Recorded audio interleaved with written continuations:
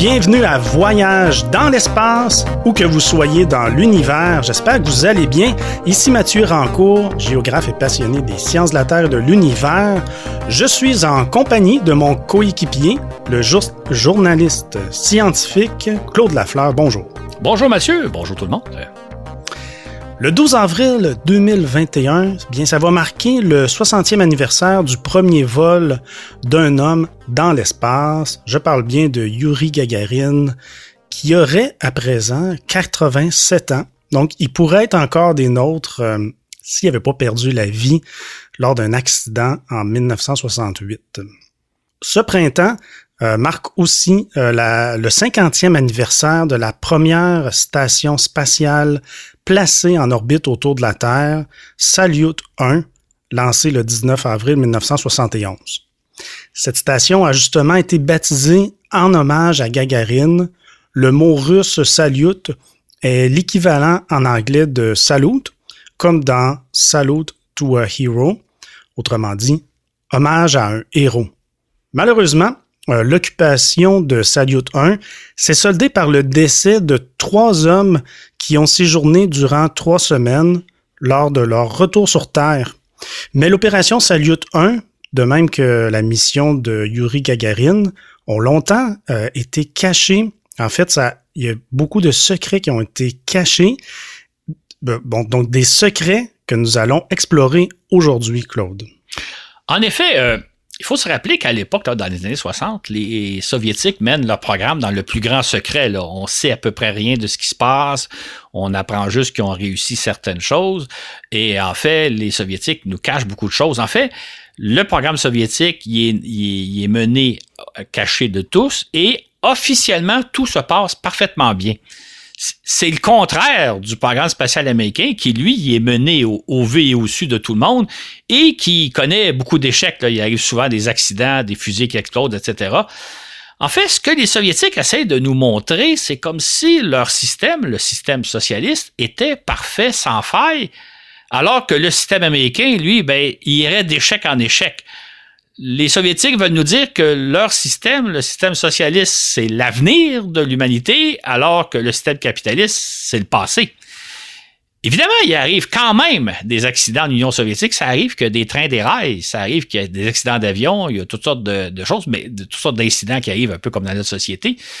Mais à ce moment-là, souvent, généralement, les autorités soviétiques nous disent « Ah, ça là, ça c'est un complot ourdi par les forces anti-révolutionnaires qui veulent empêcher la marche triomphale du communisme. » C'est donc, quand il arrive quelque chose qui ne fonctionne pas en Union soviétique, c'est à cause du sabotage de gens qui veulent nuire au système.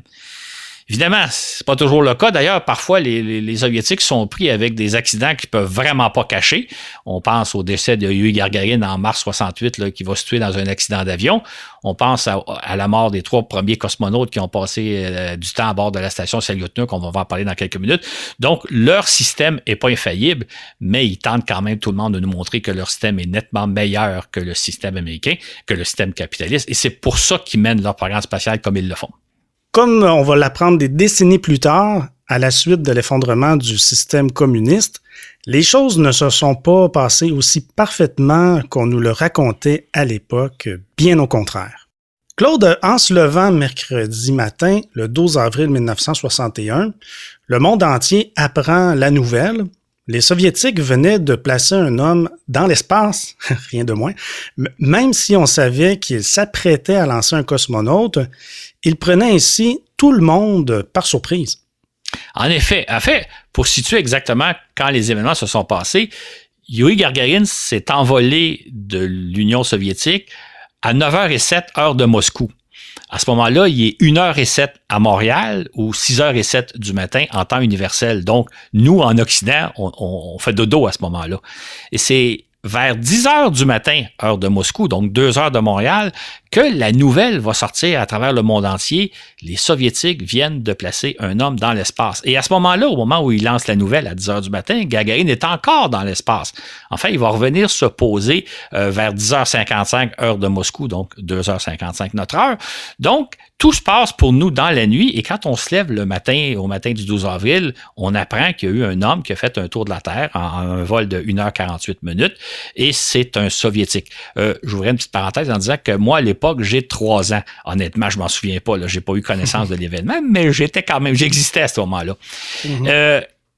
Ce qui est amusant de penser, c'est quand on lit les journaux de l'époque, on se rend compte, on a tous été un peu surpris que Yuri Gagarin se soit envolé pour l'espace, même si les Soviétiques nous l'avaient annoncé d'avance.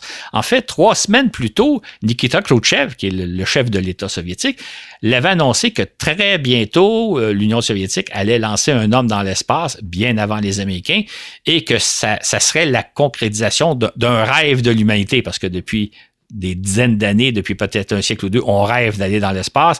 Les Soviétiques vont réaliser ce rêve-là.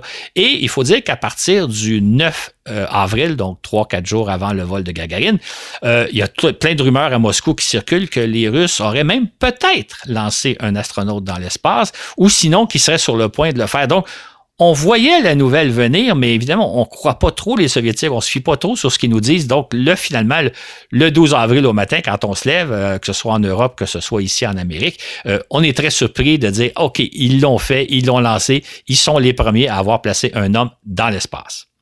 Officiellement, le vol de Gagarin s'est parfaitement bien déroulé.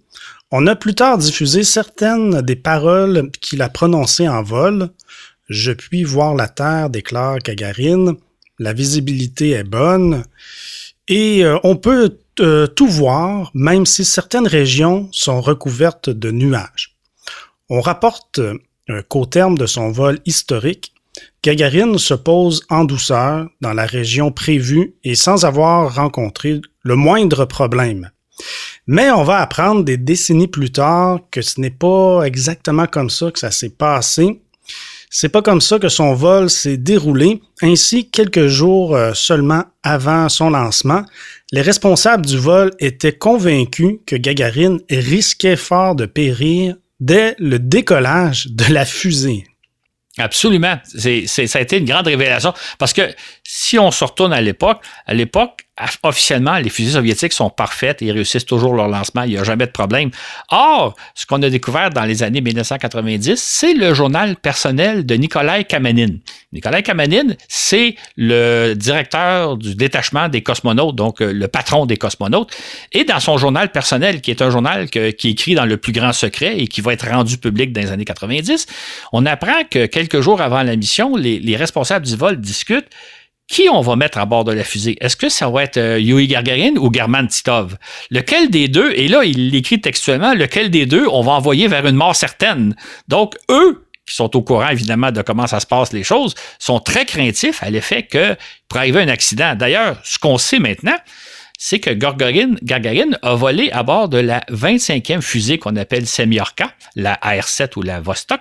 C'est la fusée qui a lancé Sputnik, les sondes Luna et d'autres satellites soviétiques. Donc, Gagarin, lui, il va s'envoler à bord de la 25e fusée Semyorka. Et des 24 premiers lancements, la moitié ont échoué. Donc, c'est dire que Gagarin risquait vraiment sa vie dès le décollage. Alors que nous, ce qu'on sait à l'époque, en 61, c'est que chaque fois que les Soviétiques lancent une fusée, la mission réussit parfaitement, ce qui était loin d'être le cas. En 2001, on apprend que Gagarin a bien failli perdre la vie lors de son retour sur Terre, tandis que les Russes ont prétendu, durant 40 ans, que tout s'était parfaitement bien passé.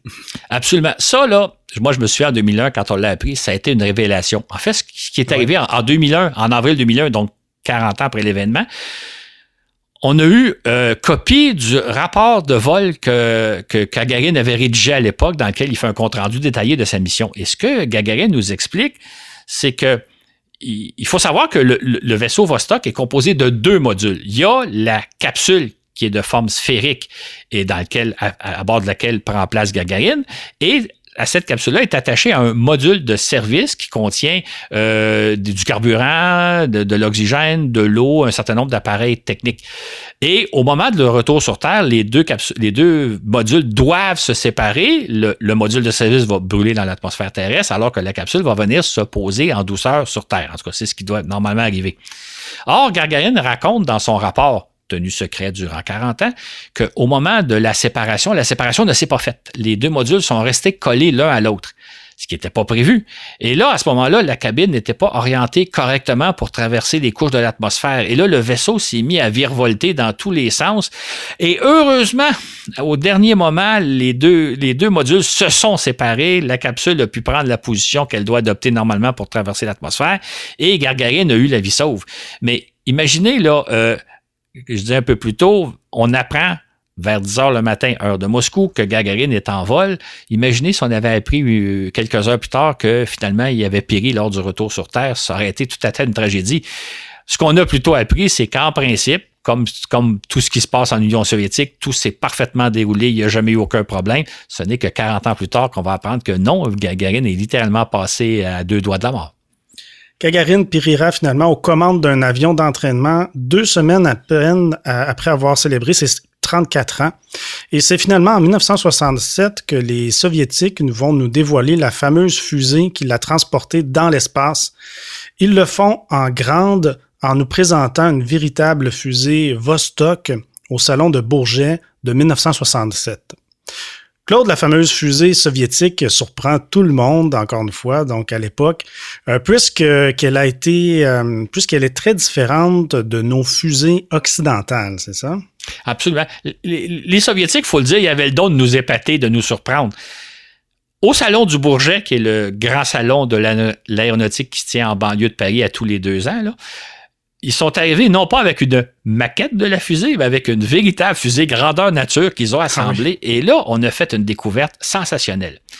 À l'époque, nos fusées, en Occident, ont la forme de crayon ou de stylo, là, un cylindre très allongé. Or, la fusée Vostok, c'est la fusée que vous avez probablement en mémoire lorsque c'est la fusée Soyouz là, qui lance les cosmonautes David Saint-Jacques, Pesquet et compagnie sont partis. C'est le descendant direct de la fusée Vostok. À la base, elle a une forme un peu pyramidale. Il y a comme 5 fusées qui sont collées les unes aux autres. Et c'est le grand secret de Korolev. C'est-à-dire que durant très longtemps, on s'est demandé comment ça se fait que les Soviétiques ont une fusée beaucoup plus puissante que les nôtres, qui sont capables de lancer des satellites beaucoup plus lourds, des satellites qui pèsent des tonnes, alors que nous, les Américains, dans les années 60, on lance des satellites de quelques centaines de kilogrammes seulement. Le secret de Korolev, et c'est là qu'on voit son génie, c'est qu'il a construit au départ une fusée de puissance très, très ordinaire, mais il a accolé 5 de ces fusées-là ensemble pour faire un premier étage. Ça fait qu'autrement dit, quand on lance une fusée de type Semyorka, la Soyouz ou la Vostok, on allume 5 fusées en même temps qui produisent donc une poussée nettement plus puissante que s'il y en avait juste une. Et c'est comme ça que les Soviétiques arrivaient à lancer des satellites très lourds.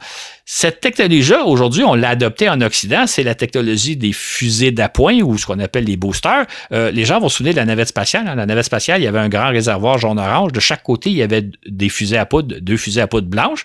La fusée Ariane 5 fonctionne sur le même principe. Là, il y a une fusée centrale et de chaque côté, il y a 2 boosters. C'est ce qu'on pourrait appeler le principe de Korolev. Donc, quand les Soviétiques nous ont montré au Salon du Bourget en 1967 leur fusée, non seulement on était surpris qu'ils nous fassent une telle démonstration, une fusée grandeur nature. D'ailleurs, dans le fascicule qui accompagne ce balado-là, vous allez voir des photos de la fusée telle que montrée au Bourget. Sachez que c'est des photos historiques parce que c'était la première fois qu'on voyait une fusée soviétique. Et en même temps, ils nous ont épatés en disant c'était donc leur secret, c'est-à-dire non pas de lancer une simple fusée au décollage, mais d'en lancer 5, de se servir de la puissance de 5 fusées pour lancer des charges lourdes. Et c'est la technologie que dans les années 70, 80, 90, on va adopter en Occident dans de nombreuses fusées. On pense à la navette, on pense à Ariane, on pense à d'autres fusées. Et c'est pourquoi on peut dire, 60 ans après le fait, les fusées de Korolev, la fameuse Semyorka, est toujours en service. Il y a aucune, c'est tout un prodige. Korolev, malheureusement, il est décédé en 66. S'il avait survécu, il serait sûrement hyper fier de savoir que sa fusée qu'il a conçue dans les années 50 est encore en service aujourd'hui. À la suite du vol de Gagarine, les Soviétiques vont réaliser 5 autres missions Vostok, dont le vol de Valentina Tereshkova, ainsi que 2 missions Voskhod, incluant la première sortie dans l'espace d'Alexis Leonov, qu'on avait d'ailleurs consacré un balado qui porte son nom. À partir de 1967, ils inaugurent les vols en Soyouz. Le premier se termine tragiquement le 24 avril lorsque la capsule de Vladimir Komarov s'écrase au sol. Les vols en Soyouz reprennent 1 an et demi plus tard. Les Soviétiques vont réaliser alors 7 missions Soyouz entre 1968 et 1970, dont la plus longue envolée habitée pour l'époque, Soyouz 9, d'une durée de près de 18 jours. C'est ainsi qu'au printemps de 1971, 10 ans après le vol de Gagarine, ils sont fin prêts à passer à l'étape suivante, la mise en service d'une station spatiale en orbite terrestre. C'est en effet le 19 avril 1971 qu'ils vont placer en orbite la station Salyut 1. Salyut qui veut dire hommage, donc pour rendre hommage à Gagarine, on l'a baptisé comme ça. À l'époque, les Soviétiques sont toujours encore dans le secret. Ils nous disent à peu près rien à propos de cette station-là. Ils nous parlent pas ils nous montrent pas de photos de la station. Ils nous parlent même pas de ses dimensions, de combien elle pèse. On n'a aucune idée. On sait juste qu'ils ont placé une station spatiale. Les Soviétiques nous disent même pas si cette station-là va être occupée par des astronautes, s'ils vont lancer des cosmonautes en direction de Salyut. C'est en Occident, donc la spéculation qu'on fait. On imagine qu'ils vont bientôt lancer des cosmonautes en sa direction, mais on est au courant de rien. Là. Ils nous informent de rien. Comme de fait, le 23 avril, les Soviétiques lancent le vaisseau Soyouz 10 avec 3 cosmonautes à bord, mais ceux-ci reviennent sur Terre 48 heures après le décollage de Baïkonour. Les Soviétiques nous disent pourtant que tout s'est parfaitement bien passé, que les cosmonautes ont accompli avec succès leur mission, mais Claude, est-ce que c'est le cas? Je crois pas. On se doute qu'il s'est passé quelque chose. On se doute que ça officiellement, ils sont simplement allés faire un tour, ils sont venus sans même rentrer dans la station. Ça n'a comme pas de sens. On dit quelque chose qui s'est passé, mais qu'est-ce qui s'est passé? En fait, Le seul détail que les Soviétiques nous disent, c'est que le vaisseau Soyouz 10 s'est arrimé à Salyut.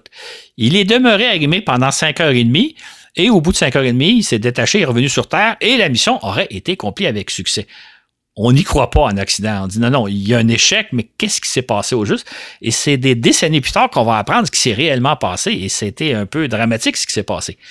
En réalité, ce qui est arrivé, c'est que le Soyouz 10 s'est effectivement arrimé à la station, mais il y a quelque chose qui a bloqué, qui a fait que les 2 vaisseaux sont demeurés séparés par à peu près 9 cm. Ils n'ont pas pu compléter complètement l'arrimage.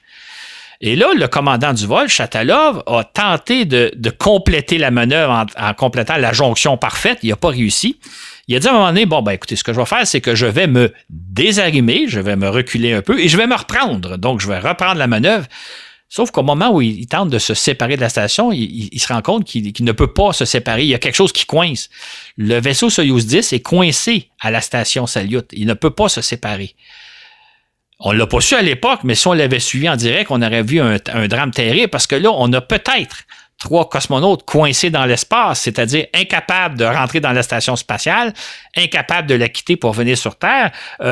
Peut-être qu'ils auraient pu même mourir asphyxiés au bout de quelques jours quand la cabine aurait manqué quand leur vaisseau aurait manqué d'oxygène. On est vraiment passé à côté d'un drame. Maintenant, heureusement, ce qui est arrivé, c'est qu'après plusieurs tentatives in extremis, Chatalov a réussi à séparer son Soyouz de la station, au grand soulagement sûrement des responsables de la mission. Et là, ils se sont demandé, est-ce qu'on tente une nouvelle tentative d'arrimage ou pas? Et les responsables de la mission ont préféré jouer de prudence en disant non, on va ramener l'équipage sur Terre puis on va voir un peu qu'est-ce qui s'est passé. Donc, c'est pour ça que l'équipage est revenu sur Terre le lendemain, officiellement sans avoir éprouvé aucun problème, alors que les Soviétiques venaient de passer à côté ils ont failli vivre une catastrophe absolument épouvantable. Mais ça, on n'en a rien su pendant des décennies. Là. On n'a jamais su le drame qui s'était déroulé à cette époque-là avant les années 1990. OK. Les Soviétiques voulant sauver la face, ils poursuivent leur série de vols Soyouz comme si rien de grave ne s'était passé. C'est ainsi que 6 semaines seulement après avoir frôlé la catastrophe, ils lancent un nouvel équipage à destination de Salyut 1. Celui-ci réussit sans peine l'arrimage, cette fois-ci, donc de Soyouz 11 avec Salyut, et les 3 hommes s'installent à bord, devenant les premiers colons de l'espace, n'est-ce pas, Claude? Absolument, ça c'est au début de juin. Soit dit en passant, quand je parle de Soyouz 10 puis Soyouz 11, je suivais de très près le programme spatial à l'époque, je m'en souviens vraiment. Quand je fais le balado d'aujourd'hui, pour moi, c'est replonger dans mon adolescence. Oui. Encore là, une fois à l'époque, lorsque donc les cosmonautes de Soyouz 11 s'installent dans le Salyut, les Soviétiques ne nous disent pas grand-chose. En fait, on ne sait même pas combien de temps ils vont rester, quel risque d'être la durée approximative de leur mission. Mais c'est quand même au mois de juin, à ce moment-là, qui nous dévoile les premiers détails concernant Salyut. Notamment qu'il s'agit d'un véhicule qui pèse 18 tonnes et demie, qui est formé de plusieurs cylindres, dont le cylindre le plus vaste mesure 4 mètres 30 de diamètre, un véhicule qui mesure 20 mètres de long, et il nous diffuse le dessin qui nous montre la Salyut, un dessin qui est devenu historique. Là. Peut-être que les gens qui les écoutent se souviennent de ce que ça peut être. Sinon, dans le fascicule, vous allez voir la photo, vous allez le reconnaître. C'est donc 2 mois après le lancement de Salyut qu'on a vu les premières informations sur de quoi a l'air la station, quelle est sa taille. Sa taille, on pourrait la comparer à peu près à celui d'un wagon de chemin de fer, pour vous donner une idée. Là. C'est à peu près les mêmes dimensions. Ça ressemble à peu près à ça. Maintenant, les 3 cosmonautes de Soyouz 11, Dobrovolsky, Patsayev et Volkov s'installent dans la station. Et là, jour après jour, on va suivre leur évolution. On va les voir, entre autres, à la télévision soviétique. On l'a moins vu en Occident, mais à chaque bulletin de nouvelles de fin de soirée, on voit un reportage où les cosmonautes sont dans la station en train de faire différentes tâches. Par ailleurs, l'agence TASS publie des communiqués nous disant qu'ils mènent à bord différentes expériences scientifiques. On fait souvent la nomenclature des expériences sans nous donner plus de détails. Mais pendant plusieurs semaines, en fait pendant 3 semaines, surtout les Soviétiques vont suivre l'évolution des 3 cosmonautes à bord de la station. C'est une espèce, on pourrait dire, c'est quasiment le premier la télé-réalité de l'espace. Là. À chaque jour, on voit ce qui se passe. Et l'image qu'on en a, c'est que les cosmonautes ont vraiment beaucoup de plaisir dans l'espace. Vraiment, là, ils vivent un moment extraordinaire où il y aurait beaucoup d'humour, ils se taquineraient les uns les autres, ils vivent en apesanteur dans un volume assez grand. Peut-être souligner que le volume habitable de la station Salyut est à peu près de 100 mètres cubes. Si on compare ça à bord d'une cabine Apollo, les 3 astronautes américains disposaient d'un volume de 6 mètres cubes. Dans le cas du Soyouz, qui est un petit peu plus spacieux, c'était 9 mètres cubes. Donc là, les astronautes de Salyut, eux, ont vraiment de l'espace pour pouvoir flotter en apesanteur, faire différents exercices, faire des cabrioles, etc. Et c'est ce qu'on voit à la télévision soviétique. Fait que tout a l'air bien se passer. Fait que finalement, tout ça pour dire que pendant à peu près 3 semaines, les 3 cosmonautes deviennent des personnages du quotidien des Soviétiques, c'est-à-dire qu'on connaît leur nom, on connaît leur visage, on les voit vivre jour après jour. C'est vraiment un beau moment de la cosmonautique soviétique, si je peux dire. Eh bien, c'est l'ancêtre de Big Brother. Et heureusement, par contre, il n'y a pas d'élimination de cosmonautes qu'on jetterait par-dessus bord. Absolument. Non, c'est une télé-réalité où il n'y a pas de... Oui, il n'y a pas d'élimination, mais quand même, oui, on peut dire que c'était vraiment une télé-réalité. Mais c'était la première fois. Il y a très longtemps. C'est ça, mais c'était la première fois qu'on voyait des humains vivre en apesanteur. Hein. C'était toute une découverte. Sûrement. Mais le 30 juin, on apprend qu'ils ont perdu la vie lors de leur retour sur Terre. Et là, bien, avec tout ce que tu viens de nous dire, on peut imaginer que c'est la consternation générale à travers le monde. Ça a été un choc terrible. D'abord, les Soviétiques ne nous avaient pas prévenus qu'ils reviendraient sur Terre. Nous, on ne savait pas combien de temps la mission durait, donc on pensait qu'ils étaient encore là pour un petit bout de temps sans savoir combien de temps. On apprend donc que la veille, le 29, au matin du 30 juin, on apprend donc que la veille, les cosmonautes ont péri lors de leur retour sur Terre. Ça a été vraiment la consternation parce qu'ils étaient devenus des personnages familiers, particulièrement en Union soviétique, puis même moi, je suivais jour après jour, je lisais dans les journaux les brefs comptes rendus de leur mission. Donc là, on a perdu des personnages, entre guillemets, qu'on connaissait un peu. Et là, sur le coup, on s'est demandé, qu'est-ce qui est arrivé? Bon, c'était à l'époque les humains qui avaient passé le plus de temps dans l'espace, c'est-à-dire qu'ils avaient passé 24 jours. Est-ce que on vient de frapper une barrière? Est-ce qu'au moment où vous revenez sur Terre, après 24 jours d'apesanteur, vous n'êtes plus en mesure de supporter la gravité terrestre? C'était la question qu'on s'est posée, surtout que La mission Soyouz 9, où les 2 cosmonautes avaient passé presque 18 jours dans l'espace, ils étaient revenus extrêmement affaiblis, extrêmement fatigués. Ça avait été une découverte que les Soviétiques avaient partagée avec le monde, que les cosmonautes de Soyouz 9 avaient trouvé leur retour sur Terre très difficile. Donc, la question qu'on s'est posée, c'est est-ce que dans le cas des cosmonautes de Salyut, qui avaient passé 24 jours, est-ce qu'ils n'avaient pas été capables de subir à nouveau la gravité terrestre? Heureusement, 2-3 jours plus tard, le 2 juillet, les Soviétiques nous racontent que non, c'est pas ça qui s'est passé. Ce qui est arrivé, c'est que la cabine s'est dépressurisée à haute altitude. Les Soviétiques ont été assez francs, ils nous ont expliqué assez bien ce qui s'est passé. Ce qui est arrivé, c'est que la capsule est munie d'une valve pour équilibrer la pression extérieure et intérieure de la capsule. C'est-à-dire que quand la capsule s'approche et est sur le point d'atterrir, cette valve-là s'ouvre pour que la pression entre l'air extérieur et l'air de la cabine soit la même pour qu'on puisse couvrir les écoutilles. Parce que s'il y avait une différence de pression, on pourrait peut-être pas ouvrir les écoutilles. Sauf que cette valve-là s'est ouverte quand la capsule était encore dans l'espace. Donc, l'air s'est échappé complètement de la capsule en quelques minutes et les cosmonautes n'ont pu rien faire. D'autant plus qu'ils ne portaient pas un scaphandre pour les protéger contre la dépressurisation. Ils étaient habillés comme vous et moi, on lit ce matin. Donc, eux n'ont rien pu faire. C'est donc tout simplement, non pas un problème d'adaptation à la gravité terrestre qui a mené au décès des cosmonautes, mais simplement une dépressurisation inopinée de leur capsule à haute altitude. Et quand ce qui est dramatique, on va peut-être raconter un détail. Quand la capsule s'est posée automatiquement tel que prévu au sol sans aucun problème, là, les contrôleurs au sol étaient un peu surpris parce que l'équipage ne leur répondait pas à leurs appels, mais bon, on ne savait pas trop ce qui se passait. Ils ont ouvert l'écoutille et là, ils ont découvert les 3 cosmonautes assis dans leur siège, inanimés. Ils ne comprenaient pas évidemment pourquoi. Et là, ils ont entrepris les procédures de réanimation, évidemment, qui ont mené à rien. Là, mais vraiment, ils ont été tellement surpris parce que tout l'atterrissage s'est passé sans aucun problème, tout s'est bien passé. Mais c'est plus tard qu'on va apprendre que l'air s'était vidé de la capsule. Évidemment, au moment où ils ouvrent les écoutilles, l'air est rétabli à bord de la capsule, l'air de l'extérieur est entré dans la capsule. Donc, tout paraissait normal. Malheureusement, c'est donc un bête accident technique qui a mené à la perte de 3 cosmonautes qui étaient devenus familiers autant pour les Soviétiques que pour nous en Occident. Et on peut ajouter, Claude, je crois, que les cosmonautes ont fait face, en fait, à un incendie majeur, ce qui est tellement redouté dans ces cas-là, un incendie à bord du vaisseau spatial digne d'une scène de film. En effet, ça, c'est un autre incident qu'on a appris des années plus tard, c'est que officiellement, durant les 3 semaines qui ont passé à bord de Salyut, tout s'est bien passé, il n'y a eu aucun problème. Sauf qu'en réalité, à la mi-juin, à un moment donné, il y a un des astronautes qui a senti une forte odeur d'incendie, de feu. Fait qu'il y avait l'impression qu'il y avait un feu à bord quelque part dans la station sans même le voir.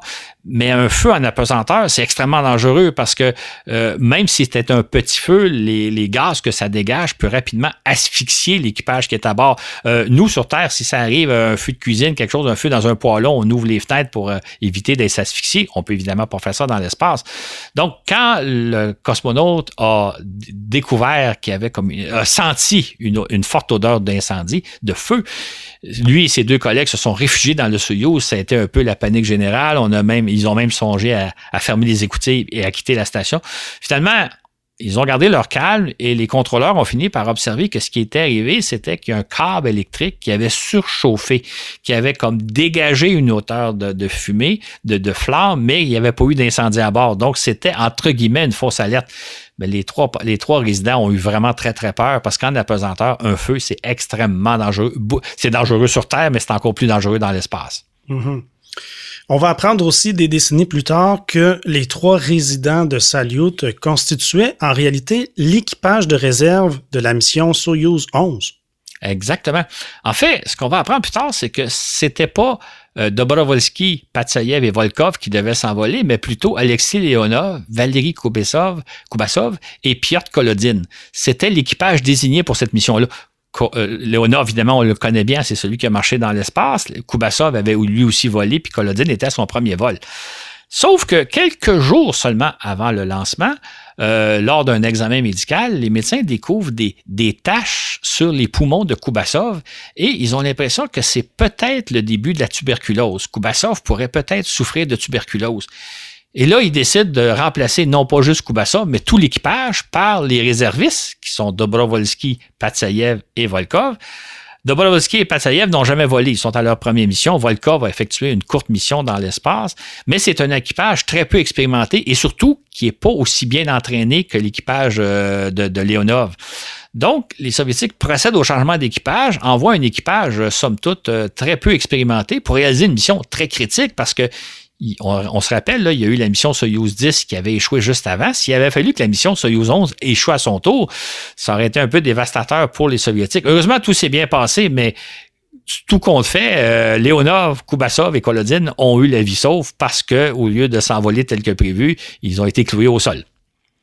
Et dernier point sur cette histoire, on va aussi apprendre que tout au long de leur séjour à bord de Salyut, il y a eu un nombre d'incidents et de conflits entre les membres de l'équipage, une première dans l'histoire des vols spatiaux, et que les contrôleurs au sol ont même dû intervenir à plusieurs reprises pour calmer la discorde.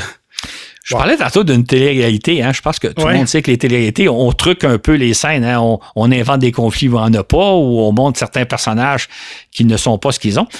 Donc, nous, ce qu'on avait durant la télé-réalité, c'est que les trois hommes vivaient vraiment un moment extraordinaire à bord. Ils avaient beaucoup de plaisir à vivre en apesanteur et à vivre les uns avec les autres. Ce qu'on a appris des décennies plus tard, que c'est pas tout à fait ça ce qui est arrivé, c'est probablement en partie vrai, mais il y avait beaucoup de conflits en bord. Entre autres, Volkov, qui est un ingénieur de bord, se prenait pour le commandant de la mission, qui était plutôt Dobrovolsky.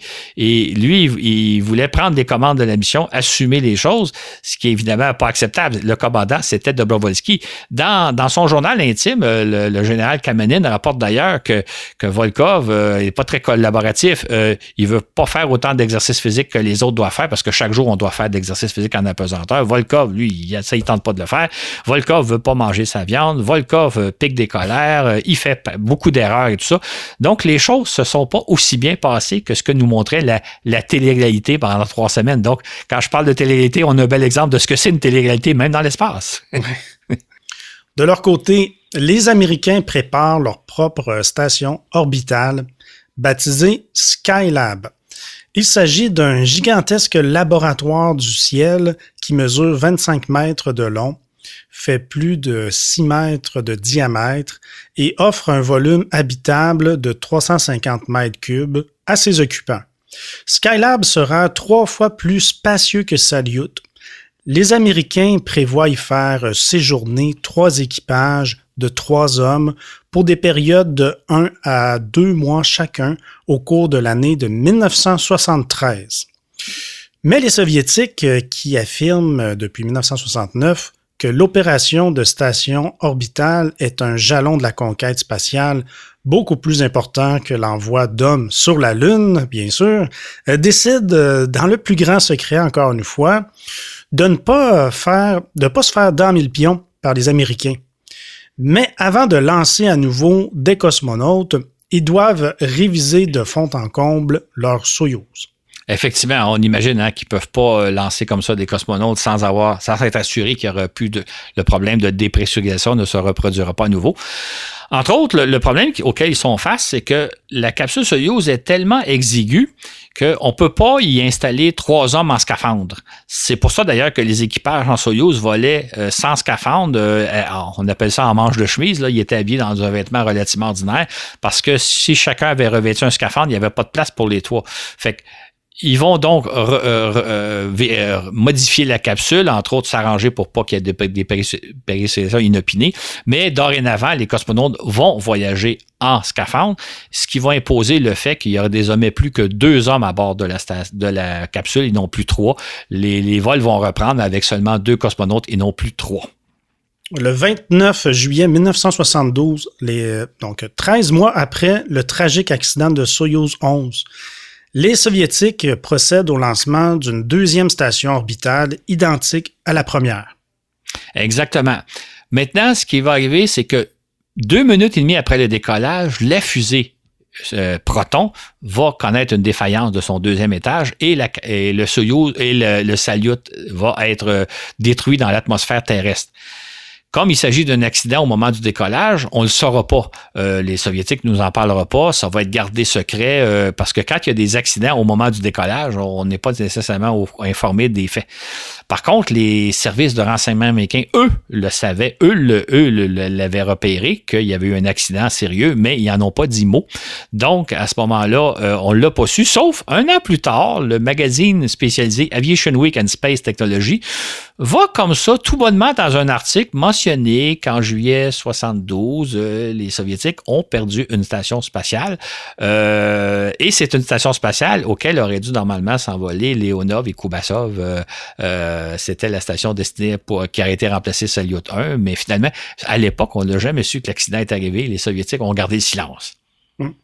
Le lancement de Skylab étant prévu pour mai 1973, les Soviétiques ne lâchent pas prise. Le 3 avril 1973, ils placent en orbite une nouvelle station qu'ils baptisent Salyut 2. Cependant, après 13 jours de vol, il arrive un incident à bord. La station explose. On ne sait pas exactement ce qui est arrivé, mais la station a soudainement explosé. Et là, les Soviétiques sont pris avec un problème, c'est que on sait, ils ont annoncé qu'ils avaient lancé une station spatiale qui était baptisée Salyut 2. Là, comment expliquer que finalement, il n'y a pas d'astronautes, pas de cosmonautes qui vont se rendre à bord parce que la station vient d'exploser. Fait que vers le 18 du mois, ils vont tout simplement annoncer que le programme scientifique et technologique de la station Salyut 2 a pris fin. Et à ce moment-là, que l'opération est terminée parce que le but de l'opération, c'était simplement de vérifier le bon état des équipements techniques qui étaient à bord de la station. Évidemment, personne n'y croit. Là. Tout le monde se dit non, il y a eu un échec, il s'est passé quelque chose, mais les Soviétiques nous disent que non. Mais un petit détail, c'est qu'habituellement, quand les Soviétiques parlent de la fin d'une mission, ils mettent toujours que la mission a été complétée avec succès, ce qui n'a pas été le cas dans les communiqués qui ont été publiés par l'agence TASS. Et ça, les gens en Occident, on l'a remarqué, on s'est dit, tiens, ils affirment, ils parlent que le programme s'est terminé, mais ils disent pas être terminé avec succès. Donc, ils avouent à mots couverts qu'il y a eu peut-être un pépin à bord. Mais il faut dire que les services de renseignement américains nous avaient aussi dit que la station avait explosé en plein vol, même si officiellement la mission s'était conclue comme prévu. OK. Entre-temps, la NASA se prépare à lancer Skylab le 14 mai 1973, mais les Soviétiques se donnent une ultime chance de coiffer les Américains. C'est ainsi qu'une nouvelle station Salyut civile est lancée le 11 mai. Exactement. Sauf que quelques heures après son lancement, il est survenu à bord un problème technique qui a fait que Salyut a gaspillé tout son carburant. Tout le carburant a été épuisé en quelques heures seulement. Et là, la station s'est trouvée comme un débris inerte dans l'espace, totalement inutilisable. Les Soviétiques, l'accident est arrivé tellement rapidement que les Soviétiques ne nous avaient pas encore annoncé que c'était le lancement d'une station spatiale. Fait que ce qu'ils ont fait pour camoufler leur échec, c'est de dire qu'il s'agit du vaisseau Cosmos 557, c'est-à-dire le 557e satellite de la série Cosmos, une série de satellites qui lance depuis 1962 et qui couvre toutes sortes de satellites, dont des satellites espions, des satellites militaires, des essais technologiques. Donc, officiellement, ce n'était qu'une banale opération technologique de la série des Cosmos, mais en Occident, on n'a pas été dupe. On savait que c'était une station spatiale, on savait que s'était passé quelque chose d'inopiné, quelque chose d'imprévu, sans trop comprendre pourquoi, mais les Soviétiques faisaient donc face à un nouvel échec qui tentait tant bien que mal de nous cacher. Je préciserais justement qu'à l'époque, on a connaissance des échecs soviétiques, un peu comme je vous le relate, mais on n'a pas connaissance de ce qui s'est passé exactement. Qu'est-ce qui est arrivé? Ça, on va l'apprendre des décennies plus tard. Fait qu'on sait que les Soviétiques subissent des échecs. On ne sait pas trop exactement ce qui se passe. Ce n'est que des décennies plus tard. Mais on sait que les Soviétiques ont tenté de coiffer les Américains avant que les Américains entreprennent le programme Skylab, mais ils n'ont pas réussi. C'est-à-dire que l'opération des premières stations orbitales s'est avérée toute une aventure, ce qui semblait au départ devoir être des projets relativement faciles à réaliser ne l'a pas été du tout. Et comble de malheur, les Soviétiques subissent le 3 juin 1973 une ultime humiliation, bien publique celle-là. Leur tout nouveau joyau technologique, l'avion de transport supersonique Tupolev 144, l'équivalent du Concorde, se désintègre devant les caméras du monde entier au Salon du Bourget. Imaginez, là, on sait que les Soviétiques ont connu plusieurs échecs avec les stations spatiales sans qu'on aille vraiment de détails, encore moins d'images. Et là, on voit au Salon du Bourget. Le Salon du Bourget, c'est ouvert au public. Les caméras du monde entier sont là. Et on a vu le vol du Tupolev 144, qui était, je pense, la première démonstration publique d'un avion supersonique, un avion de transport. Hein. Le Tupolev 144 ressemble beaucoup avec le Concorde. La principale différence, c'est qu'à l'avant, sur le nez, il y a deux petits ailerons. Là, c'est souvent la meilleure façon de distinguer les deux appareils.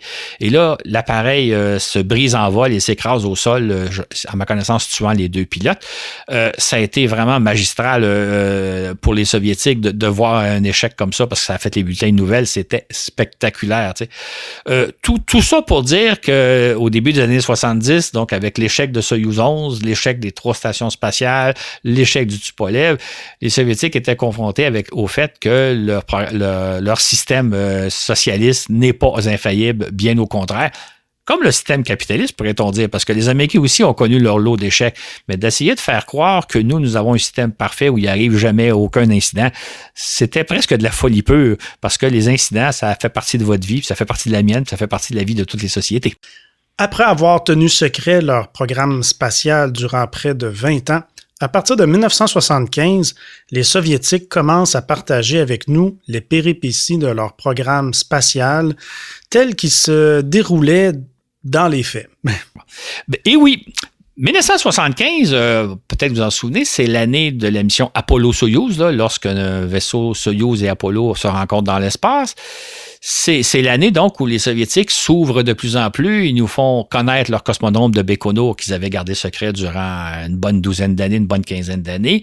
C'est aussi l'année où ils vont opérer la station Salyut 4 avec 2 équipages qui vont passer 1 et 2 mois à bord. Et cette fois-là, contrairement au précédent, là, ils partagent davantage l'information. On voit les astronautes à bord, on connaît beaucoup mieux comment ça se passe. Et ça va être le cas, plus ça va avancer en 1976, 77, 78, 80, ils vont partager l'opération des stations Salyut 6 et des stations Salyut 7. Et en partageant l'information, en nous faisant vivre ce qui se passait réellement, on a vraiment pu apprécier le courage et la ténacité des Soviétiques en général et des cosmonautes en particulier. Ça a été vraiment quelque chose d'extraordinaire qu'ils nous fassent partager la réalité des faits en nous confiant les difficultés auxquelles ils sont confrontés, les succès auxquels ils remportent. Fait que, autrement dit, le but qu'ils cherchaient dans les années 60 en nous montrant la glorieuse Union soviétique, ils l'ont beaucoup plus atteint par la suite lorsqu'ils se sont ouverts et qu'ils ont montré comment ça fonctionnait, qu'est-ce qu'ils faisaient. Et c'était tout à leur honneur de montrer que finalement, la conquête spatiale, ce n'est pas quelque chose de parfait. Il y arrive des accidents. On le voyait du côté des Américains, ben là, on le voit du côté des Soviétiques, mais il y a aussi des beaux triomphes. Et on pourrait rappeler une parole, je pense, c'est de Jean de La Fontaine. Je suis pas certain, là, mais je le dis de même. À vaincre sans péril, on triomphe sans gloire. C'est que la conquête spatiale, c'est pas quelque chose de facile. Puis d'essayer de penser que nous, on réussit sans jamais connaître aucun échec, c'était une malheureuse politique, si je peux me permettre. Donc, en conclusion, Claude, donc tu constates que plus les Soviétiques se sont mis à partager en toute franchise leur aventure spatiale, bien plus on a apprécié à leur juste valeur leur ténacité, le courage des cosmonautes qui ont vécu et travaillé à bord des Salyut 6 et Salyut 7. Et voilà que les Chinois s'apprêtent à emprunter le même chemin, oui, avec le lancement prochain de leur station orbitale Tianhe. Exactement. En fait, au moment où nous, on enregistre, le lancement n'a pas eu lieu, mais ça se pourrait qu'au moment où vous l'écoutiez, le lancement a eu lieu. C'est intéressant parce que les Chinois ont tout à apprendre des vols habités. En fait, ils ont lancé des cosmonautes chinois depuis 2003, mais en 18 ans, ils ont réalisé seulement 6 missions spatiales, des missions spatiales relativement simples, comme celles que les Américains et les Soviétiques ont réalisées dans les années 60.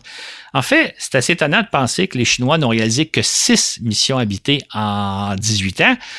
Si on se compare à ce que les Américains et les Soviétiques ont fait dans les années 60, les 6 premières missions Vostok et Mercury ont lieu entre 61 et 63, donc en 3 ans tout au plus. Les Chinois ont donc très peu d'expérience, même si leur plus longue mission, c'est un duo d'hommes qui a passé 1 mois dans un module orbital très primitif. Donc, ils ont à tout à apprendre comme les Américains et les Soviétiques ont eu à le faire. Et là, il y a une question qu'on peut se poser, c'est Quelle voie ils vont emprunter dans les prochains mois, prochaines années? C'est-à-dire, est-ce qu'ils vont faire comme les Soviétiques des années 60 en nous cachant les difficultés auxquelles ils vont être confrontés, en essayant de nous faire croire que tout se déroule parfaitement puis qu'en Chine, il n'y a aucun problème comme dans l'Union soviétique des années 60? Ou au contraire, vont-ils partager avec nous les péripéties de l'aventure qu'ils s'apprêtent à entreprendre avec Tianhe? Est-ce qu'ils vont nous montrer que, oui, il y a des échecs, il y a peut-être, on va leur souhaiter qu'il n'y a pas de drame, là, ils ont probablement appris de ce que les Américains et les Soviétiques ont vécu, mais ils vont être confrontés à des difficultés. Vont-ils être honnêtes? Vont-ils nous le dire? L'autre détail que j'aimerais souligner en terminant, c'est la station Tianhe se compare à un Salyut en termes de dimension et non pas à la Station spatiale internationale, loin de là. En fait, les Chinois sont vraiment pas rendus ni où sont actuellement les Occidentaux avec la Station spatiale, ni même avec ce que les Soviétiques ont réalisé dans les années 90 avec Mir. Qu'est-ce qu'ils vont nous tenter de nous faire croire? Est-ce qu'ils vont tenter de nous dire qu'ils sont plus ou moins l'équivalent de ce que les Soviétiques ont fait ou de ce que les Américains ont fait? Est-ce qu'ils vont vouloir laisser miroiter que Tianhe, c'est le début d'une station spatiale plus ou moins comparable à Mir ou à la Station spatiale internationale? Ou ils vont franc jeu puis ils vont dire non, dans le fond, ils le diront peut-être pas dans ces termes-là, mais dans le fond, ils sont à peu près où les Soviétiques étaient au début des années 70 avec les premières Salyut. Je mentionne ça parce que il faut jamais perdre de vue qu'un des volets très importants du programme spatial chinois, c'est un outil de propagande. C'est un outil pour nous dire que la Chine est à peu près aussi avancée que nous en Occident. Et j'entends, moi, souvent des analystes qui tombent dans le piège puis qui rapportent que la Chine est à peu près l'équivalent des Américains, ce qui est loin d'être le cas. C'est très loin. Ils sont, en matière de spatiale et en matière de vol habité, ils sont à peu près où les Américains et les Soviétiques étaient dans les années 60-70. Ils sont loin d'être rendus. Mais les Chinois veulent se servir de leur programme spatial pour dire qu'ils sont à pratiquement notre égal, ce qui est vraiment pas le cas. Je vais donner juste un dernier chiffre. Les Chinois ils donnent beaucoup plus d'informations que les Soviétiques le donnaient à l'époque, mais il faut toujours se méfier de l'information qu'ils nous donnent. Je vais vous donner un chiffre. Vous savez qu'en Chine, ils sont 1,5 milliard de personnes. Je ne sais pas si vous savez officiellement combien de gens sont décédés de la COVID. Le chiffre, c'est à peu près 3500. Si vous croyez qu'il y a seulement 3500 Chinois qui ont péri de la COVID, alors que dans une province comme au Québec, on a eu 10 000 morts et en France, vous êtes rendu, je pense, vous avez dépassé les 60 000 morts, ben, on peut pas croire cette donnée-là chinoise. Fait que les Chinois ne nous mentent pas toujours, mais ne disent pas toujours la vérité. Et donc, ça va être intéressant de suivre le programme Tianhe qui s'en vient dans les prochaines semaines, les prochains mois, mais en gardant toujours un certain scepticisme, si je peux dire. Mm-hmm. C'est ce qui met fin à cet épisode. Pour ceux qui nous écoutent gratuitement, pour ceux qui nous écoutent sur Patreon, restez à l'écoute. Il me reste quelques questions bonus pour Claude. Bien, merci Claude pour ce beau travail. Merci pour cet excellent balado. Ben, c'était un plaisir. Merci à nos patrons Carole Dumas, Jules Valois et Pierre-Luc Charrette. Bienvenue à bord. Vous joignez l'équipe de Voyage dans l'espace sur notre plateforme patreon.com. Le lien est toujours dans la description. Donc, pour le forfait de 5$ et plus, je vous rappelle que sur notre Patreon, bien, vous avez droit au fascicule écrit de ce balado avec des images. Donc, c'est un fascicule PDF. Donc, la plupart des balados ont leur fascicule PDF que vous pouvez lire. Vous avez les émissions à l'avance, beaucoup à l'avance, donc 2-3 semaines d'avance. Et puis, la plupart du temps, de plus en plus, en fait, ce qu'on fait, c'est que vous avez une version intégrale avec du contenu bonus de nos épisodes. Voilà. Aussi, bien, on a une page Facebook Voyage dans l'espace et tous nos balados sont disponibles gratuitement sur SoundCloud. Sur ce, où que vous soyez dans l'univers, je vous dis à la prochaine pour un autre voyage dans l'espace.